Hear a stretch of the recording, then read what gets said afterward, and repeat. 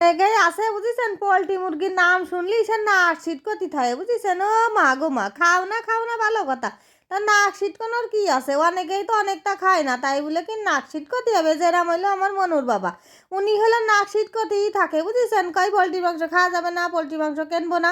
তা কয়দিন ধরে কলাম কি যে তুমি না খাও গা, আমাকে জন্য একটুখানি পোলট্রির মাংস কিনে এনে দিবা, আমি আমার মনুরা খুব ভালো খাই। তাই ওই আজকে পোলট্রির মাংস কিনে নিয়ে আইলো। উনি আবার বাইরে যাওয়ার সময় কাছে কি যে খাতি বাড়ি তুমি ওই যে লেবুর পাতা দিয়ে কিরাম করে যেন মুরগিটা রান্না করো না, সেরাম করে কষা কষা করে রান্ধে নে। তা আমি বললাম কি হয়তো গন্ধরা চিকেন রান্ধি বুঝেছো।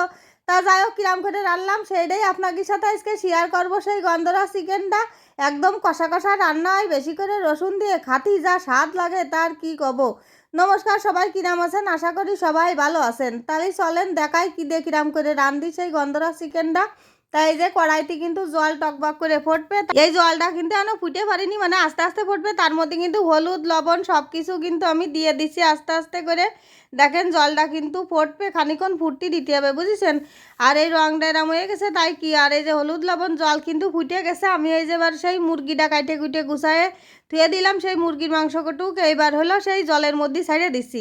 আর আস্তে আস্তে করে দিতে হবে, যেহেতু গরম জল তো একবারে দিতে গেলে হয়তো গাঢ় পরে গরম জল ডাইলে এসে পড়তে পারে বুঝেছেন। এই 1-2 মিনিট মতন মুরগির মাংসটা একটু গরম জলের সাথে জ্বালা নিতে হবে। এবার জল তো ফুটে গেছে, মাংসও দিয়ে গেছে। এবার হলো সেই গন্ধরাজ লেবুর পাতা দুটোর মধ্যে ছিঁড়ে এর মধ্যে দিয়ে দিতে হবে বুঝেছেন। নালি পরে কি হয় জানেন, এই পোলট্রি মুরগির কিন্তু একটা গন্ধ আছে, সেই গন্ধটা নাকে গেলে কিন্তু মানে বিশ্রী লাগে, অনেকের কিন্তু অসহ্য লাগে, আমারও কিন্তু বিরাট খারাপ লাগে। ওই জন্য এই যে সেদ্ধ করার সময় এই গন্ধরাজ লেবুর পাতা দিয়ে দিলি একদম সেই গন্ধটা চলে যায়। আর লেবুর পাতার যে ফাইন সুন্দর একটা গন্ধ আছে না, সেই গন্ধটা একদম পুরো মাংসের মধ্যেই চলে যায়। এই জন্যই এই সেদ্ধ করার সময় কিন্তু অবশ্যই গন্ধরাজ লেবুর পাতা দিয়ে সেদ্ধ করতে হবে। এরপরে হলো এই জলটা হলো মানে ঝরাই ফেলতে হবে। তারপরে ঠান্ডা জল দিয়ে কিন্তু আমি ওই মাংসটা দুটি দিয়ে দিছি, দিয়ে আবার জল ঝরানিতে বসাই দিছি।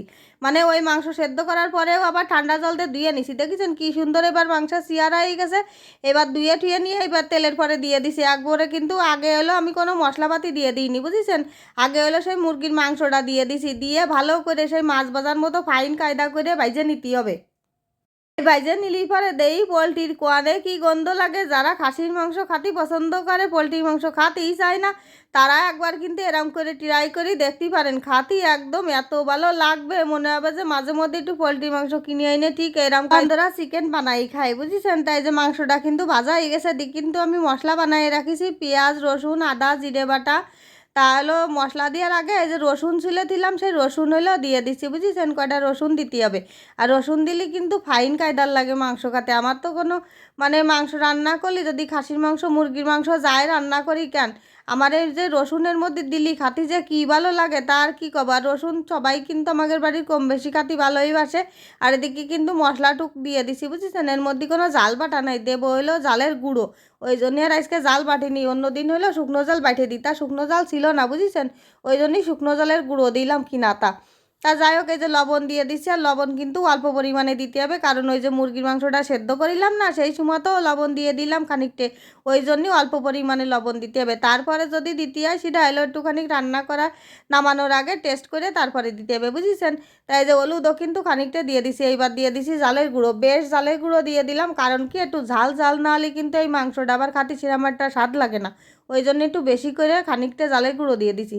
আর এই যে দেন এইবার মশলা দিয়ে মাংসটা কষাতে হবে, কষাতি কষাতি তারপরে কিন্তু রান্নাই যাবে বুঝেছেন। তার অল্প একটুখানি জল দেবো, বেশি জল দেবো না বুঝেছেন। ওই বিলিন্ডারের মধ্যে বাটিলাম তো, ওই বাটিটা ধুয়ে অল্প একটুখানি জল দেবো।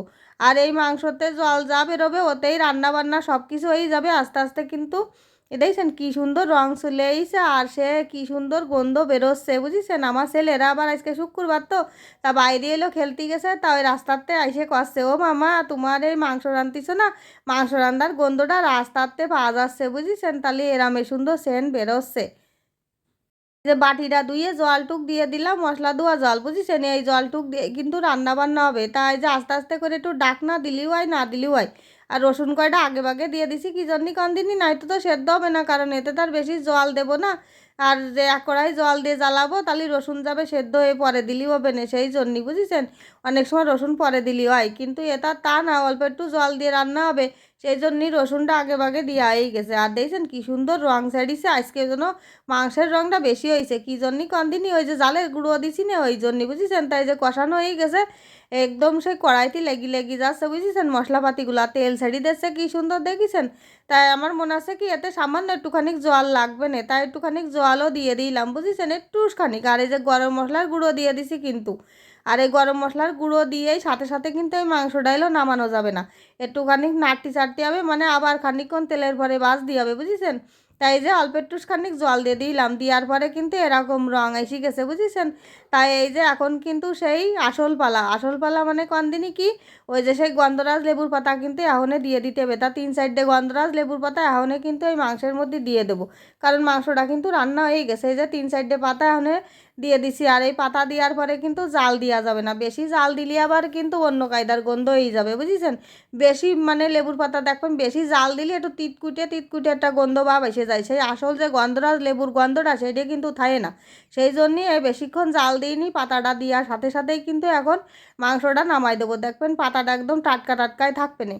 আর এই নামাই দেওয়ার পরে কী করতে হবে জানেন, একটুখানি 5 মিনিট মতো ডাইকে ধুতে হবে, তালি পরে দেখবেন সে একদম পুরো পাতার গন্ধটা পুরো মাংসের মধ্যে বসে যাবে। আর ওই যে জ্বালানোর সময় যেহেতু ওই যে পাতা দেওয়া হইলো সেই গন্ধতে একদম বেরিয়ে গেছে, ওই জন্যই এতে না যে কিসির মাংস মানে মুরগির মাংস, পোলট্রির মাংস, দেশি মাংস না সোনালি মাংস তার কোনো গন্ধ পাবেন না। কিন্তু এক এক রকম মাংসের কিন্তু একটু গন্ধ থাকে, কিন্তু এতে কোনো গন্ধ পাবেন না, শুধু লেবুর গন্ধ পাবেন। আর খাতি যে কি স্বাদ হইলো তার কি কব বুঝেছেন। এদিকে কিন্তু সবাই বসে আছে, এই মাংসটা ওলি পরে সব গরম গরম ভাতের সাথে একদম খাতি বসে যাবে, সেই জন্যই তা সবাইরে কিন্তু এখন কাতিলতি দিয়ে দেবো। পরে হলো আমিও খাতি বসে যাব বুঝেছেন। তাই এদিকে হলো এই যে ভাত নিয়ে চলে আইছি প্লেটে, আর পেঁয়াজ নালি হয়, আর আবার হলো আবার এই মাংসের সাথে আবার দই লাগে বুঝেছেন। মানে সব দিন না কলেও হয়, কিন্তু যেদিন দই আনে সবাই অনেকেই হলো মাংস খাওয়ার পরে দই খায়। আমার হলো না বাপু, আমার হলো উল্টো পাল্টা কাজ বাজ বুঝেছেন। আমার হলো যে মানে মাংসের সাথেই দই লাগবে, এক পাশে দই নিয়ে নিই আর এক পাশে মাংস নিয়ে নিই, একটু মাংস দিয়ে 1-2 গাল ভাত খাই আর সাথে অল্প একটু মাঝে মাঝে দই আঙুল দিয়ে চেটে চেটে খাই, সেই স্বাদ লাগে। কবে নাকি এদের ছেলে পেলে চাই তো খারাপ, তা আমিও বাপু এরকমের করলাম না, আমার কাছে যেরাম ভালো লাগে আমি সেরাম খাই, কারোর কাছে ভালো লাগলো আর না লাগলো আমার দেওয়ার দরকার নেই বুঝেছেন। এদিকে কিন্তু মাংস খাওয়ার আগেই দেখছেন যে আমি অল্প একটুখানি দই খাইয়ে নিছি, আমার যে কী ভালো লাগে। আর দইটা না একদম সেই ক্ষীর ক্ষীর টাইপের দই, কোন জায়গাতে নিয়ে আইছে তা কবে কিটা দইটা ভারী আসার ছিল বুঝেছেন। আর এই যে রসুনটা দিয়েছেন ফাইন সুন্দর গলিছে, একদম টিপ দিছি, রসুনের কুয়াগুলো একদম বেরোয় চলে আসতেছে।